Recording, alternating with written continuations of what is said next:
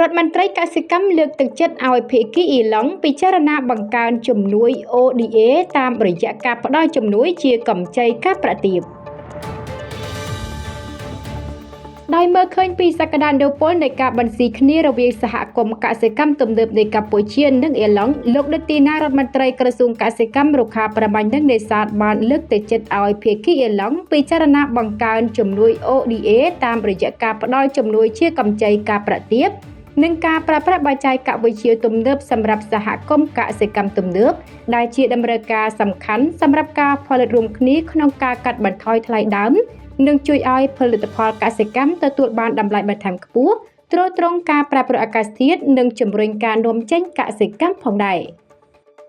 លោកដេទីណាបានលើកឡើងដូចនេះក្នុងឱកាសទទួលជួបសម្ដែងការគួរសមជាមួយលោករដ្ឋមន្ត្រីក្រសួងកសិកម្មចំណីអាហារនិងសមុទ្រនៃសាធារណរដ្ឋអ៊ីឡង់កាលពីថ្ងៃទី17ខែមីនាឆ្នាំ2025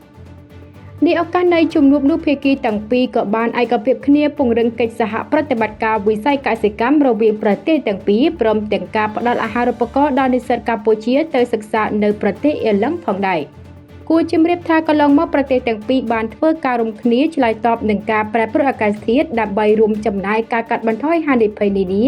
ដែលបណ្ដាលមកពីការប្រែប្រួលអាកាសធាតុអ៊ីឡង់បានជួយកម្ពុជាលើវិស័យជាច្រើនក្នុងរយៈពេលជាង8ឆ្នាំកន្លងមកនេះប្រទេសអ៊ីឡង់បានចូលរួមផ្តល់ថវិកាចំនួន